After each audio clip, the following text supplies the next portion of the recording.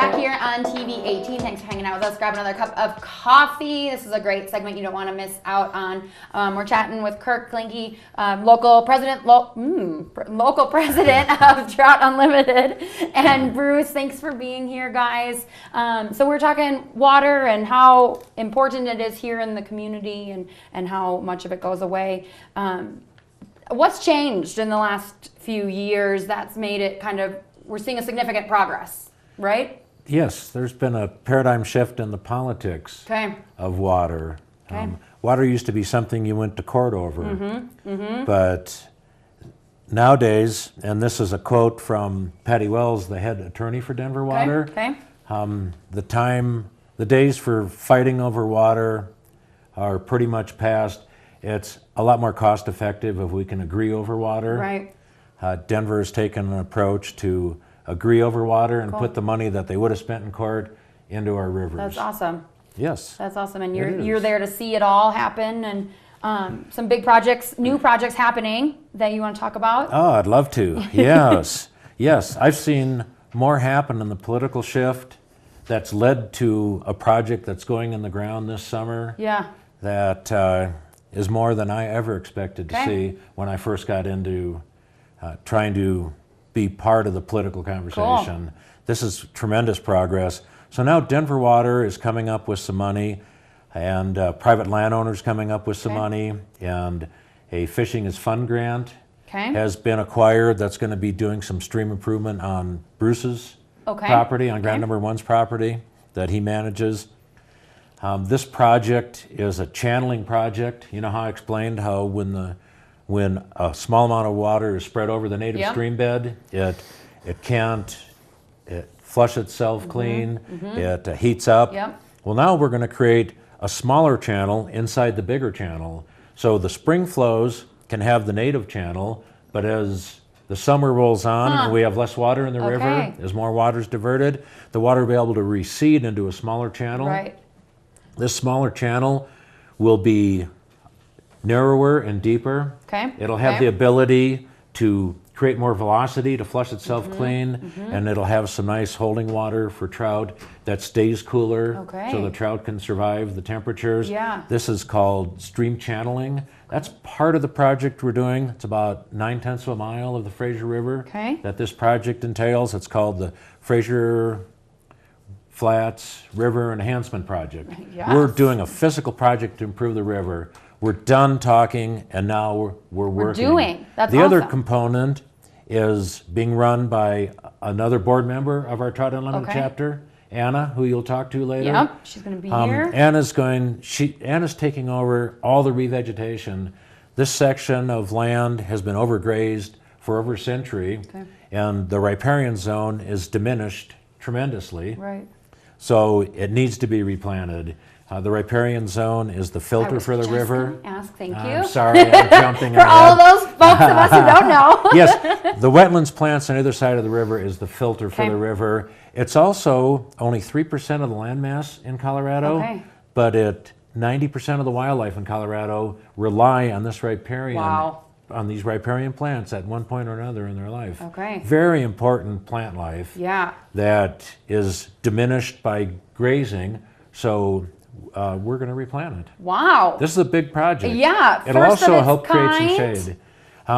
No other river channeling projects have been done on the Fraser River. We have one in the town of Fraser that had 10 pounds of biomass of fish before the project, 10 pounds per surface acre of water of fish before the project. Now there's 150 to 210 every time they do a fish count. So 15 times greater trout life means 15 times greater bug life.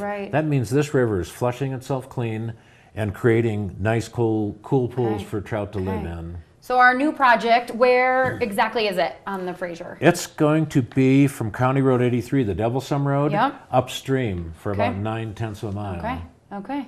And slated to start?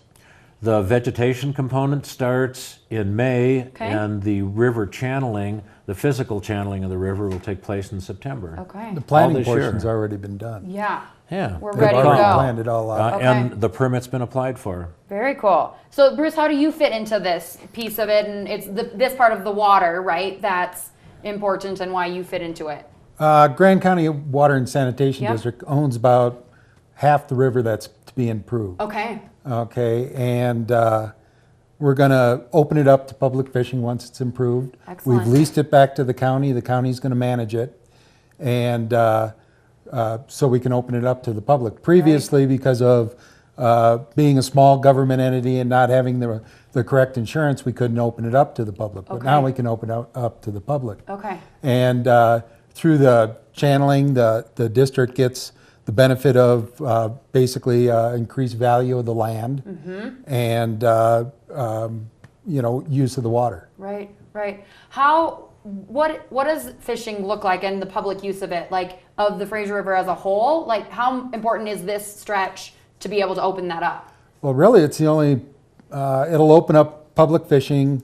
Right now, you've got the Fraser Canyon where you can public Okay. fish, and the town of Fraser and that's Winter it. Park where you can public fish. Okay. And that's the only part. Okay. So it opens some up in between. Right. And what is it, Kirk? It's about a half mile of property that's going to be opened up Right. for public fishing. Yeah.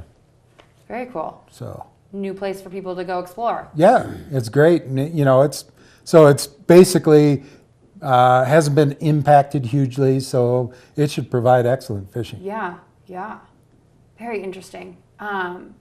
So what's your involvement in? Are you going to be digging and doing things with the project itself, or how do people? What does that look like? Probably, Okay. I'm on the technical committee for the Learning by Doing. Okay. I'm on the technical committee representing Fraser Valley water users. Okay. And so, being a landowner, we'll be involved. Yeah. We'll yeah. be involved in it. And other landowners, the importance of their involvement? Well, they'd get the same benefits as the district does, only, the district's a non-tax-paying entity because we're a government Yeah. entity. I believe that if a private entity were to do the same thing, they could reap some huge benefits Right. from it. Right. Not only through providing for the community, but for themselves. Yeah. Yeah. Here's another interesting point. Yes, please. The private landowners upstream and Okay. downstream will Okay. benefit from this project Right. because an improved river means more macroinvertebrate life Right. floating downstream to create better trout populations Mm-hmm. downstream on private property, and larger trout from Bruce's section moving upstream Got it. onto private property. Got it. So there's benefits to private property All through around. this work on private Yeah. land. And is there hope that then that's the case, is that you're going to kind of work your way down and upstream and do the same concept of digging and channeling? That's the That's hope, kind of the big yes. plan. Okay. That's Yeah, the big we plan. call this a pilot project. Yeah. So we have some big ambitions. Right. Denver Water has come up with around $4 million worth of Okay. environmental money Okay. that Learning by Doing is to use to improve the health of the Excellent. Fraser River. Cool. That'll do a lot of miles of Fraser Right, River right. channeling. We're going to take a quick break. We're going to come back and talk a little bit more about funding and the money that Kirk just mentioned. Website is flashing below, grandcountylearningbydoing.org. Check that out for what we're talking about and how to get involved yourself. We'll be back here on TV at 18.